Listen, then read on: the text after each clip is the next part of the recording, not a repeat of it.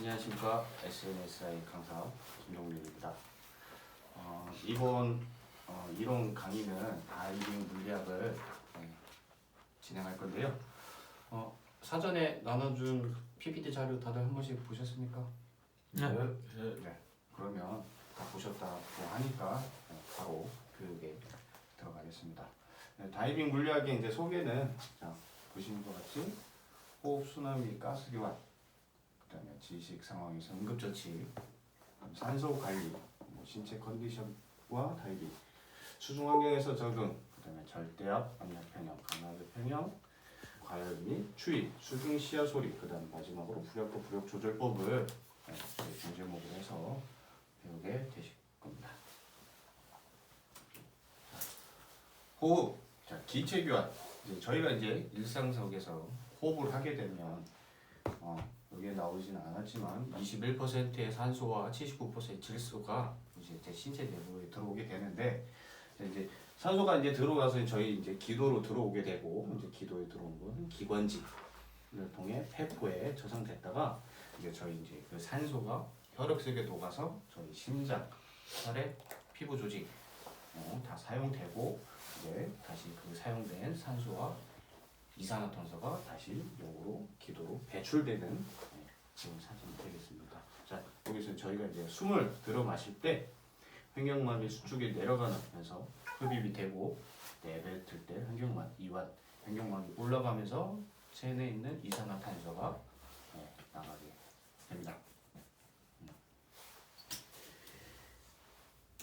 자, 다이빙 물리학의 이제 질식 상황에서 구급법, 의식 없는 환자에게 응급처치하는 법은 가장 중요합니다. BLS 누구든지 알아야 되고, 우리가 흔히 알고 있는 인공호흡법 그가 되겠죠. 보시면 그다음에 산소관리법, 산소장지는 항상 사용한 가는 상태여야 합니다. 다이버는 무조건 알아야 돼요. 이제 후속 교육에 이제 다이빙 생리학을 이제 배우시게 되면 좀 더 자세한 왜 우리가 산소 사용을 할 줄 알아야 되는지 그 이유에 대해서 향후 교육에서 더 배우시게 될 겁니다. 그리고 다이빙을 하기 위해서는 항상 신체적으로 건강한 상태가 되고, 그다음에 정신적으로도 건강한 상태가 되어야 됩니다. 자, 내가 몸이 안 좋다, 아니면 정신 건강이 안 좋다, 그럴 때는 다이빙을 하기보다도 휴식과 치료가 필요한 상태고, 항상 건강한 상태에서 다이빙을 하시는 것을 권장드리겠습니다. 다이빙 물리학 이제 수중에서 압력, 공기의 무게, 우리가 지금 현재 지금 숨 마시고 지금 느끼는 요거를 이제 대기압이라고 하는데, 대기압은 요 사진과 같이 1cm 되는 그 면적에 공기가 누르는 압력을 우리는 1기압이라고 표시를 해요. 근데 1기압은 이제 영어 알파벳으로 ATM, 1ATM이라 하고, 이거와 똑같은 물 10m, 우리가 이제 수중에 내려가게 되면 10m당 1ATM이라고 표시하고, 요거 이제 대기압과 정수압을 합친 게 절대압이라고 해요. 저희가 이제 수심 내려가게 되면 받는 기압을 이제 절대압이라고 표기를 해주는데, 우리가 이제 대기압이 1기압이라고 했죠. 1기압. 자, 그러면 수심 10m를 내려갔다. 그러면 우리가 수심 1기압 내려갔다. 그러면 정수압은 몇 ATM일까요? 저는 대기압 배제하고 10m 내려갔다. 대기압 빼고 1기압 되죠. 1기압이 되겠죠. 자, 근데 우리가 절대압을 표기할 때는 대기압 플러스 정수압. 그러면 10m 내려가게 되면 2기압이 되겠죠. 자, 2기압이 되고, 자, 그러면 20m, 30m 나가면 3기압, 4기압 이런 식으로 쭉 내려가겠죠. 자, 그러면 38m의 절대압은 몇 기압일까요? 4.8이요. 공부 열심히 하시고셨네요. 네, 4.8기압. 네, 맞습니다. 그래서 우리가 이제 받는 기압, 보시면 될 것 같아요. 넘어가겠습니다. 다이빙하는 동안 이제 다이빙 인체 이제 저희가 이제 중요시하게 생각하는 가장 이제 중요시한 이제 보일의 법칙을 좀 배우실 건데 고체와 액체는 압착되지 않는다. 자, 반면 기체의 공간이 압착된다. 이 말은 뭐냐면 여기 지금 그림에 나와 있긴 한데 자, 근데 여기에 전제 조건이 하나 있어요. 일정한 온도 하에 기체의 부피는 압력에 반비례한다고 적혀 있죠. 자, 일정한 온도가 정해져 있고 그래프로 보게 되면 자, 압력이에요. 압력 P, 부피. 자, 내가 부피가 4라는 부피를 갖고 있어요. 근데 압력을 주게 되면 공간이 줄어들겠죠. 자, 공간이 줄게 되면 기압은 올라가게 돼 있어요. 자, 이런 식으로 3, 뭐 2 이렇게 오겠죠. 그러면 그래프가 반비례 이러한 그래프 형태가 나타나는 거예요. 자, 부피가 줄어들면 압력은 올라간다. 다들 이해하셨죠? 네. 네. 네. 이렇게 생각하시면 되고, 자, 온도와 기체 부피, 샤르의 게이-루삭의 법칙. 일정한 압력하 기체 부피는 절대 온도에 비례한다. 요거 참고하시면 될 것 같아요. 여기에서 또 이제 저희가 실생활에서 많이 볼 수 있는 것들이 있어요. 자동차 타이어 같은 경우 겨울철에는 부피가 온도가 변화가 되면 어떻게 돼요?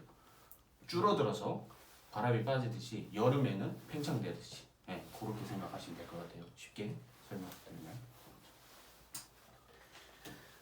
자, 다이빙 물리학 이제 인체 압력 평형 이퀄라이징이라고 하는 건데 저희가 이제 수준에 들어가게 되면 인체 조직 아까도 말씀드렸죠. 그 전에 PPT를 보시면 자, 고체와 액체는 압착되지 않는다라고 말씀드렸어요. 자, 기도, 폐, 귀, 부비동 이게 공통점이 뭘까요? 고체랑 액체가입니다. 그죠? 다 저희 인체적으로 보면 기체가 머물고 있는 공간에 지금 압력의 변화가 발생이 돼요.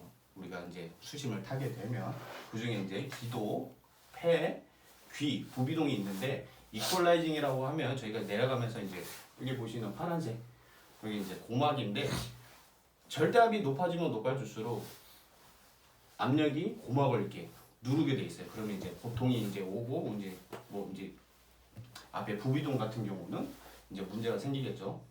머리가 아프다든지 귀가 아프다든지. 자, 이럴 때는 이제 이퀄라이징을 해야 되는데 자, 우리 이퀄라이징은 손으로 코를 막고 공기를 들어 마신 다음에 한번 불어내게 되면 고막이 밀려나는 느낌을 느끼실 수 있을 거예요. 근데 우리가 이제 이 이퀄라이징 하는 방법은 뭐 여러 가지 뭐 방법이 있긴 한데 대표적으로 우리는 코를 막고 공기를 마시고 불어내는 방법으로 이퀄라이징을 진행하고 있습니다. 자, 교육생들도 한 번씩 따라서 한번 해보시죠. 코를 막고 공기를 한번 들어 마신 후에 하고 귀가 밀어내는 느낌을 다들 받으시나요? 네. 안 되죠. 네. 안 되죠. 그래서 이제 밀려났던 고막을 다시 밖으로 밀어주는 거예요. 저희가 이퀄라이징을 함으로써. 그래서 이제 부비동이라든지 여기에 압력을 안 받게 돼서 내려가게 되는데 문제는 이제 내려가는데 내가 귀가 아프다. 그때서 이퀄라이징을 실시하면 안 되고 아프기 전에 미리 실시를 하고 내려가셔야 돼요.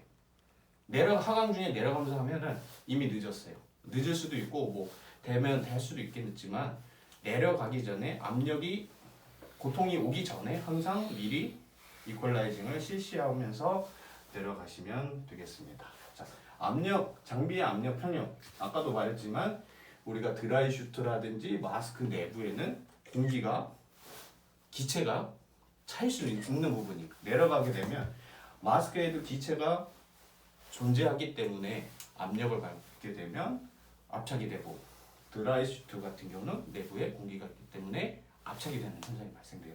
그럼 이거 같은 경우는 마스크 물을 채워서 마스크 클리닝을 하거나 압력을 분산시켜주고 드라이 슈트는 드라이 슈트 내부에 공기를 채워서 그 압착 오는 것을 예방할 수 있습니다.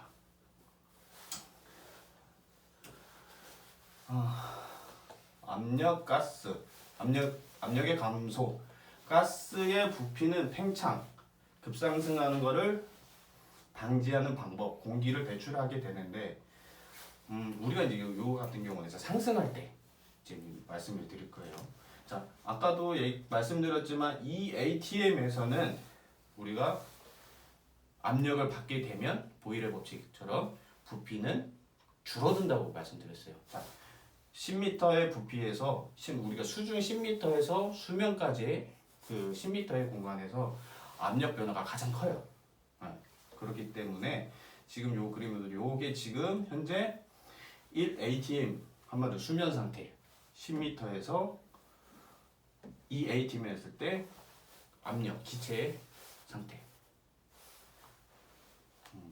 이제 우리가 이제 상승하게 될 때 급상승을 하게 되면 일단 문제적으로 감압을 하고 올라와야 되는 부분도 있긴 하지만 역압착이 발생될 수가 있어요. 근데 역압착이 발생되는 경우는 아까 같은 경우는 외부의 압력이 더 크고 내부의 압력이 더 작았다고 하면 이번에 같은 경우는 내부의 압력이 더 강하고 외부의 압력이 적기 때문에 발생되는 경우가 있어요. 근데 그런 경우 같은 경우는 감기 증상이라든지 코막힘 증상 이런 경우에는 역압착 경우를 발생하게 되는데 그럴 때는 웬만하면 다이빙을 좀 피하시는 게 좋고요. 과타행성 장애 예방법에는 절대로 호흡을 참으면 안 돼요. 이 그림처럼 우리가 기체는 기압에 따라서 부피가 늘기 때문에 기압이 줄면 부피가 늘기 때문에 폐에 공기를 계속 숨을 참으면서 올라가게 되면 폐 손상이 올 수가 있기 때문에 항상 숨은 정상적인 호흡을 하셔야 됩니다. 이제 다이빙에서 이제 온도, 시야, 소리 요 부분에서는 저희 이제 한국에서 다이빙을 해외에서는 다이빙을 했을 때 온도에 대한 항상 따뜻한 온도에 보통 평균 온도 한 20에서 30도 우리가 이제 추위를 많이 느끼지 않는 그런 온도에서 다이빙을 하시게 될 건데 근데 국내 다이빙 같은 경우는 사계절에 저희가 바다 날씨에 온도가 다 다르기 때문에 수온이 뭐 적게는 많이 떨어질 경우에나 뭐 3도에서 5도 사이 이렇게 이제 떨어지는 경우가 발생되는데 이제 인체의 체온을 이제 잃게 되면 저체온증이 오니까 국내에서는 드라이 슈트라든지 뭐 안에 발열조끼, 내피를 사용해서 우리가 이제 체온을 유지할 수 있고 물속에 들어가게 되면 이제 저희가 이제 육상에서 수면에서 수면 위에서 보는 시야보다 더 크게 보여요. 네. 그래서 시야 부분도 육상이나 수중에서 많이 다른 거를 느끼게 되실 겁니다. 소리 같은 경우는 우리가 대기 중에 그 밀도보다 물속에서 약 700에서 800도의 밀도 차이가 나기 때문에 생각보다 물속에 수중에서 소리가 엄청 잘 들려요. 다만 이 소리가 어디서 들리는지 몰라요. 보통 위에서 소리가 많이 들리는 걸 느끼시게 될 거예요.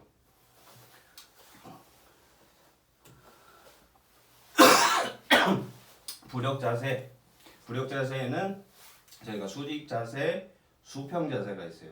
이제 수직 자세 같은 경우는 우리가 이제 입출수 할 때, 오버너터 다이버들은 아직 그렇게 정확하게 자세를 유지할 수 없기 때문에 수직 자세로 우리가 서서 입수하거나 서서 상승하게 되는 거고 수평 자세는 저희가 이제 해양 이제 생물을 뭐 본다든지 저희가 다이빙 이제 가는 과정 중에 이제 수평 자세를 해서 이렇게 누운 자세로 이제 하게 되는데 수평 자세를 하는 이유에서는 우리가 이제 중성부력이라는 거를 배웠잖아요.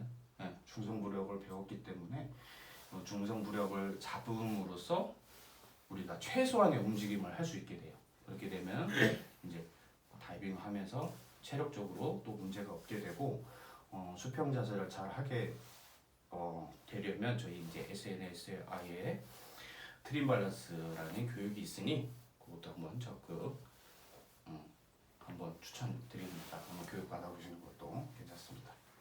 근데 이제 자세를 유지하기 위해서 부력을 조절해야 되는데 저희가 이제 장비에서 BCD를 사용하거나 호흡을 조절하거나 웨이트 무게를 조절을 해야 됩니다. 자, BCD 사용 같은 경우는 만약에 우리가 이제 부력을 내가 이제 상승하고 싶다 그러면 BC에 인플레이터를 이용해서 공기를 주입해서 상승을 하게 되고 반대로 내가 좀 더 가라앉아야 되겠다 아니면 이게 중성 부력이 안 맞아서 좀 더 내려가야 되겠다 싶으면 디플레이터를 누르시든지 아니면 BC에 달려있는 덤프 밸브를 이용해서 부력 조절을 하고 될 거고 그냥 호흡 조절 폐 공기를 내가 얼만큼 내쉬느냐에 따라서 들어 마시고 내쉬느냐에 따라서 호흡 조절로 인한 부력 조절도 하실 수 있게 됩니다. 자, 웨이트 무게 조절은 적정 웨이트를 차야 돼요.